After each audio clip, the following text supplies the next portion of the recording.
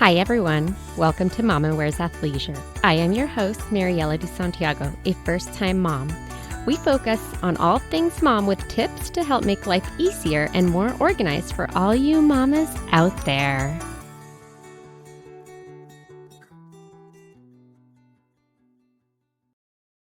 Hi, everyone. Today, we're going to talk about postpartum nutrition and what this should look like after having your little. I have Holly from Mama Meals, who is going to share her knowledge and talk to us all about what we need to know. Thanks so much for having me. I'm Holly. I live in Southern California. I have 2 kids, 3 and almost 7. We're really passionate about wellness and nutrition and just trying to live as naturally as we can, which kind of brought us to this business because when I got pregnant with my son in 2016, it was like postpartum. First of all, Instagram wasn't being used the way that it is today, like sharing a lot of like content of information and education. And so I got pregnant and I was already down the wellness path. I'd already switched out like my household's like products, my makeup, my food. And I did a lot of research about pregnancy and birth. And I opted for a midwife at a birth center. We had a doula. We did hypno babies. Like I was so prepared for pregnancy and birth. And they were both just beautiful and phenomenal. And I did like zero research for postpartum. And it wasn't like I thought, I'm good. I don't need to, I'll be fine. I just like did not know that I needed to do that. And postpartum wasn't being talked about the way that it is today. So I just had the baby. I had drank cold smoothies. I had salads because those things are healthy. And then people brought like well-intentioned like junk food. And I was like, well, dang, that birth was so hard. I have like earned this. I deserve it. I ate so healthy those last 9 months. And I was chronically constipated for well over a month. And even though like my uterus shrank back down, I stopped bleeding and healed quickly. I just felt like not great all the time. And to me, I just thought, well, that's postpartum. Like this is just normal. This is how everybody feels. It's totally what's supposed to happen. And so a few months down the road, I was at a mom's group and this girl mentioned the book, The First 40 Days, which if you are pregnant and do not know this book, it is a must read. It is like the traditional Chinese medicine approach to postpartum, stating that postpartum food should be like warm, soft, easy to digest, like soups and stews. And I was like, oh my God, it makes so much sense, but you don't know what you don't know, right? So with my daughter, I got pregnant with her. She was born in 2020. I bought the book, read it cover to cover, prepped over 60 meals in my deep freezer. So when she was born, my husband defrosted, reheat, brought food to me in bed. And my digestion was great. First poop, I was like, oh my God, it was like so easy. I'm like so happy right now, like crying like tears for joy because it was so traumatic the last time. And then my overall mood was better. I just felt like every time I was eating one of those meals, like on the couch or in bed, like I was just being wrapped in this like warm hug. And I just felt so like nourished and like safe, like really just like safe is like the word. And so then I prepped food for another friend. She was like, I'm really struggling with my postpartum. And I'm like, I'm going to like cook you some food. Like, I don't know what else to do, but I'm just going to cook you this food, leave it on your doorstep. And she's like, oh yeah, how much do I owe you for the groceries? And I'm like, honestly, like don't even like the joy that I'm getting right now of like cooking this for you, knowing how good it's going to make you feel. All that's like more than enough of what I need. So I'm like, this is selfish on my end too. So she's like, wow, Asian cookies were so good. And like, she felt great. And I cooked for another friend, said the same thing. And that was when my daughter was about 1. I was like, we need to start this business. And we had no experience on like commercial kitchens or like a food-based business. Like I was a stay-at-home mom at the time. So I'm like, we're just going to like figure it out. I was like, why not us? Like we could figure this out. So that was almost 2 years ago. And now we're shipping nationwide. So it's crazy. That's awesome. First of all, I appreciate you being very realistic and raw about that postpartum stage and how not so beautiful it can be. Yes. It's beautiful and messy and everything all in one. And at the same time, too, I don't know if people really prepare for the postpartum stage. I did make some casseroles and some things like that. But kind of like a lot of what you mentioned with like the warm meals, that just makes me think like soups and stews and things like that I could make in the crock pot because I'm all about the crock pot, having a 19-month-old now. Yes. Yep. Thank God for soup season right now. Anyway. So since we're talking about postpartum, what are the nutritional needs of a mama during this stage? Yeah. So this is not the time to be countering calories or portion controlling. Bounce back culture, it is out. This is the time to nourish yourself with plenty of healthy fats. You need plenty of protein still. You need complex carbs because you need to produce breast milk if you're breastfeeding. Your body needs to heal. You're balancing hormones. Like there is so much happening, and traditional Chinese medicine and Ayurveda and other cultures around the world really believe and know that the mom's body is in such a vulnerable state right now. Like so susceptible to imbalances and things like that. So this is the time to be getting plenty of micronutrients and plenty of macronutrients. Eat when you're hungry and nourish yourself. So really sticking to bone broth, ghee, warm milks, warming spices like cinnamon, cumin, chili powder, ginger, the oatmeals and the porridges and the chilies and the lentil stews and the soups, all those comforting things like fall soup season where you're like, oh, I'm bundled up in my cozy sweater with my warm chili, like those kinds of things. So mugs and bowls is what I tell people. Things you drink out of a mug, like the teas, the bone broths, the warm milks, and then the things you would eat out of a bowl, like the porridges and the soups and the stews. You're not putting, sparkling water or champagne in a coffee mug, and you're not putting pizza in a bowl. So mugs and bowls. Although maybe a glass of champagne after you've had a baby is okay. Because well deserved. Yes. I feel like you kind of already talked a little bit about what foods would be good. Yeah. Would you be able to go a little bit more in depth and maybe even provide any sort of the principles that are used throughout that really help us know like what is good for the recovery? Yeah, you need a lot of the healthy fats because this hormone, that shift, that drop after birth is the largest drop of hormones that you will ever experience in your whole life. If you've been through this, but it's like you are just feeling all over the place. And my husband talks about this too. We have a PDF and he wrote a page about husbands and how they can support their partners.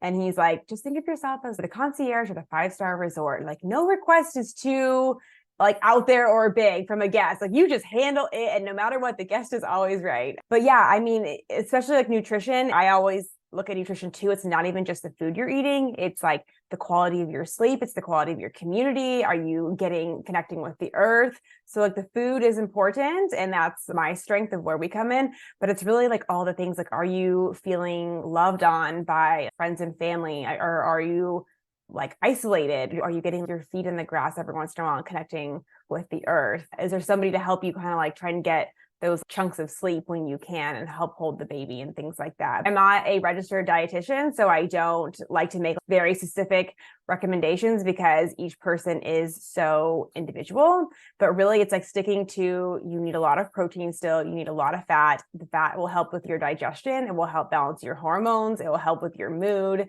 And then same with the complex carbs too, because especially if you're breastfeeding, you are burning so many calories at this stage. You need it. All of those things. I hope. You're so right on the sense that yes, you're burning so many calories. I remember just being so hungry all the time. Yes. And it's hard to find the time to really make yourself anything. So if you have the ability to quickly either heat something up on the stove or throw it in the microwave or grab something that's already made to just be able to snack while the baby is eating, because it's so difficult. It's so difficult. And I know I like that you talked about the postpartum hunger, because you think you're hungry when you're pregnant and it's times 10 when you're postpartum. You have no idea what hunger is until you get to postpartum. I remember being out to breakfast with a friend who she did not have any kids, and my son was 2 or 3 months old. I remember eating my whole meal and ordering something else, and I ate all, and she was just oh my God, you're eating so much food. I'm I'm so hungry. I don't even know what to do right now. I'm just so hungry. And that's the thing with our portions too. They're very large portions, because my worst nightmare is that somebody would make one of our meals, eat it, and then be well, I'm still hungry. Now what? Now I just gotta scrounge for a candy bar or something else, or that is the worst case scenario. So if you're prepping for your postpartum, overshoot what you think the portions need to be. You can always save the rest for later, but you're going to be hungry. Well, and having leftovers is always really nice. Yeah. I mean, that's a mandatory. What foods should be avoided during this time? You had kind of started off with mentioning a little bit about like what to, the yeah. smoothie. Yeah, like what you Yes. had Oh, eaten. what, but what? Yeah. So Ayurveda kind of says this postpartum period is 6 to 8 weeks. Traditional Chinese medicine calls it the golden month. So it's like 30 to 40 days. But you want to avoid the really cold, raw, crunchy vegetables. You want to cook your veggies, ice water, cold smoothies, things that are going to be really cold, cooling, like dry crackers, like things like that. So in Ayurveda, they talk about there's one of the doshas is vata, and that is made up of air and space. And so after you have a baby, they say your vata imbalanced because now your uterus is empty. So you're literally filled with a bunch of like air and space. So you want to avoid those kind of like airy, dry things like the crackers and the chips and the rice cakes. I ate a ton of rice cakes right after my first birth, and no wonder I was so constipated. But really just avoiding those things for a short time in the beginning, because when you have the baby, like your digestion has essentially shut down. You want to like eat those things that they say will stoke the digestive fire and bring your digestion back even stronger. So it is those warming, fiery spices like the cumin. So avoiding cold, dry, raw foods. Not forever, just in like that initial stage. Yeah, kind of like you mentioned, like the 6 to 8 weeks or the 40 days. Yeah, yeah. And everyone's different too. Like I'm very prone to those imbalances just in my regular life. So I kind of stuck more to like the 6 to 8 weeks, but maybe somebody who is not prone to that, who if they're like back online and feeling good and their digestion's great and their mood is great, maybe that's something you could incorporate a little bit sooner. So I tell people, if you really want to know, check with an Ayurvedic practitioner or a traditional Chinese medicine practitioner, and they can really assess you individually. I'll kind of have you share a little bit more about these principles because it's in your meals, you use both you use the traditional Chinese medicine that I'm going to butcher this. Ayurveda? Yes, Ayurveda. Ayurveda yeah. And Weston A principles. Yes. Is that right? Yes. Okay. So if you don't mind just kind of sharing how like all these three principles kind of create what you create. Hi, everyone. It's your host, Mariella. I wanted to thank you for listening and share some ways to show your continued support. You can rate and review on Apple Podcasts or Spotify. Share the show with friends and family. Buy me a coffee to help with the financial cost of running a podcast. Follow me on Instagram at Mama Wears Athleisure. And finally, subscribe to my newsletter. Thank you for listening. Yeah. So the Weston A Foundation is like a very broad nutritional approach. And that is really not that any foods are off limit. It's really about the quality of the foods and the proper preparation. So it's like, they're not saying, oh, don't eat grains or don't eat this. But if you are going to eat grains, like sprouted grains or like sprouted legumes. So we use like our oats and our oatmeal is sprouted oatmeal. It's easier to digest. Our lentil stew is sprouted lentils. We use grass-fed butter and grass-fed collagen peptides and pasture-raised eggs. So Weston A Price is really about the quality of the food and proper preparation. So that's kind of where that comes from. It's kind of like a nutritional approach, all encompassing. So traditional Chinese medicine, kind of everyone's heard of like yin. We say like yang here, but they say yang, yin and yang. And so the yang energy is very like youth. It's fast, it's hot, like it's quick moving. Like we have a very young culture here in America. We're always like go, go, go fast. We're focused on youth and Botox. And like, we don't have a lot of patience for the elderly. We're just kind of like, move out of our way. We got stuff to do. Whereas the yin energy is very like slow, cool, feminine, like very like nurturing. So the birth is a very young experience. It's very intense. There is a lot of action. There's a lot of the guttural noises. So they're saying after birth, you're yin deficient and you really need to nourish that energy. And to nourish the yin, they say, is like bone broths, the soups, and the stews. So Ayurveda and traditional Chinese medicine, they both kind of say the same things, or they say the same things in different ways, I guess you're saying. So they both favor the fats. Ayurveda is more focused on the cooked grains and the cooked veggies and the ghee and warm milks with the cinnamon. They're really herb focused as well. There's a lot of herbs like nettles, red raspberry leaf, oat straw, red clover blossom. Those are great herbs for postpartum. Also great for fertility too. And then Ayurveda is, like I was saying earlier, with There's that vata of the air and the space, how they're saying you're vata imbalanced after the birth, and vata is air and space. So you think of it as very high and you need to be grounded. So you want to come back down. And to ground yourself, you're going to eat the root, the sweet potatoes and the carrots and the garlic and the onions all cooked, because those things are more grounding. So the heavier fats are more grounding. So it's kind of want to bring yourself back down. So the dietary approaches are very similar, and they both say the same thing, just in different ways. And I know that you mentioned that you're not a dietitian. So just kind of going off of your company's view and what you guys have created, why would you say that these principles are probably the best to follow during the postpartum stage, or at least for mama meals? Yeah, I mean, for one, anecdotally, for me, I'm one person, but I experienced firsthand of following these principles and not following these principles. And the experience was night and day difference. And I'm like, oh my gosh, like it's one of those things that you learn something new and you're like, I have to tell everybody, kind of a thing. So there's that. We have like a team of advisors that we work with. So we have doulas, we have an Ayurvedic practitioner, we have midwives, we have like a TCM practitioner. So we work with them, and a lactation consultant. So we're always running our ideas by them. Like, what do you think about this from an Ayurvedic perspective? What do you think about this from a TCM perspective? Or what about this? You know, we want to incorporate more ingredients that help increase breast milk production. So we talked to the IBC-LC about that. And then just seeing that there's just so many countless testimonies and anecdotes that we've reviewed from our customers about that. And just knowing that these are the TCM and Ayurveda, these principles are not new. These are ancient practices that people have followed for thousands of years. My neighbor next door is Vietnamese, and she had a baby, and it's like the village shows up and they are just bringing her soups and pig's feet and all these things, and they come and feed you for, you know, the first month, which we just don't do that around here. No, we don't. We're very much alone, right?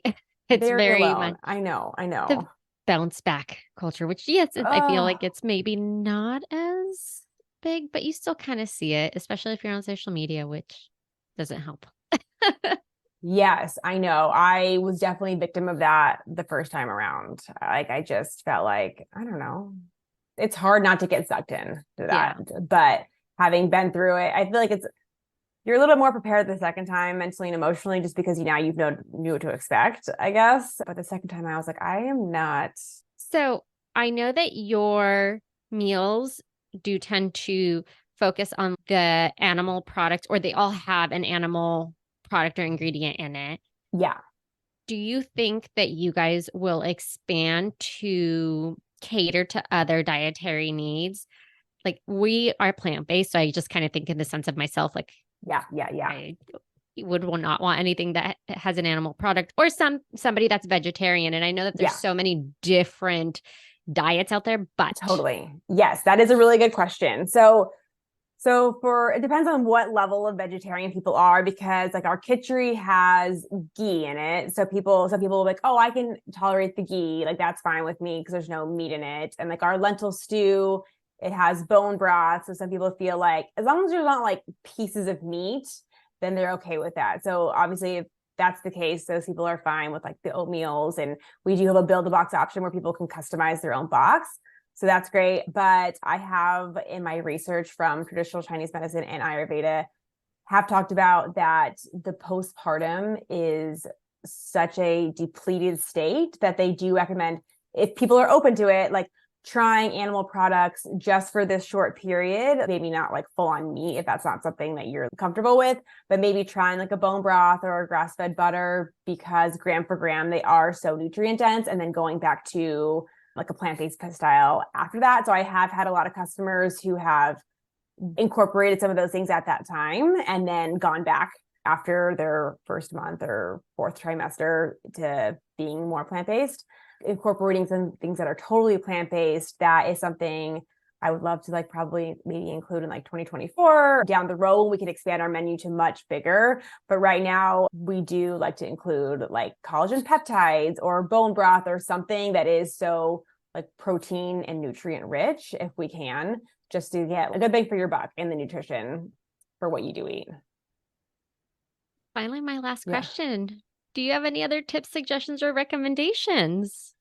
Oh my gosh. If you have the money for a postpartum doula, I would highly recommend that. If you can register for that and really prepare, don't wait for postpartum to come before you start thinking about it. This is something you should definitely be thinking about in your third trimester. Like, who's going to be walking your dogs? Who's going to be feeding the fish? Things like that. Your partner is going to be taking care of you, and they can do a lot of things, but they can't do everything, and they're going to need breaks too. So really putting together what are the tasks, trying to tie up those loose ends. And I mean, I even put all my cleaning supplies together like on a little basket, and I had them on my kitchen counter. I had my vacuum out. I was like, oh, here's my broom. I had the cleaning supplies available and accessible to people. So if somebody came over, I'm like, oh yeah, there's the vacuum, it's right there. So I didn't want to, because I knew if they didn't know where stuff was, I would feel like I had to get up and show them what to do and how to do it, where I just felt like there's cleaning rags, there's cleaning supplies, there's laundry, the detergent is out here. I made it very easy for people to help me the second time, not the first time. I didn't think about it. And then also I asked for help. If somebody was coming over, I was like, hey, can you stop at Sprouts and get me this and this and this? I'll Venmo you when you get here or whatever. There is very few times when people are going to be willing to just drop everything and help you. And having a baby is one of those times. So I would say be shameless. Do not be afraid to ask, because people want to help, but they often don't know what to do. So if you give them, hey, I need help with this. Hey, here's a recipe. Can you cook this and put it in the containers and bring it to me so I can freeze it for my postpartum? People are willing to help. They just need to be told what to do. Such a good point. Because yes, if people are going to offer the help, you might as well take it. Yes, take it and ask. Well, I know that I myself, I have a hard time like accepting a help because I just am so independent. I want to do everything on my own. So it's a learning curve, but if you have the help, definitely accept it and take it and be very specific on how they can help. Yes. And the last piece to add to the help is this can be applied to all of life, but done is better than perfect. My husband does not fold the towels the way that I like them to be folded, but hey, they are washed and they are folded and they are put away. Is it worth my energy to be like, oh yeah, you're not doing it right? No, done is better than perfect in many areas of life. Thank you so much. I appreciate it. This was great getting to learn more about like the principles that you use and what kind of foods really do help just women's tummies after having had a baby. So I appreciate it. I feel like it's something you don't even Google because you don't even know if you need to Google it. Yeah. Or if you do, then you just find all these recipes that are like, do this. Or I know for me, it was probably like, what's the easiest thing that I can make? I know. I think I prepped one thing. Like I was only going to eat one time. I mean, you really don't have time. It's really hard to. And then you forget. Even now, I forget that I haven't had lunch. Yeah, I know. You got to be on top of it. You got to remember to eat. Well, thank you again. Yeah, thanks for having me. Thank you for listening. Tune in next week for our next episode. You can find us on Instagram for more updates and tips. Be sure to subscribe wherever you listen to your podcasts and give us a review if you like us.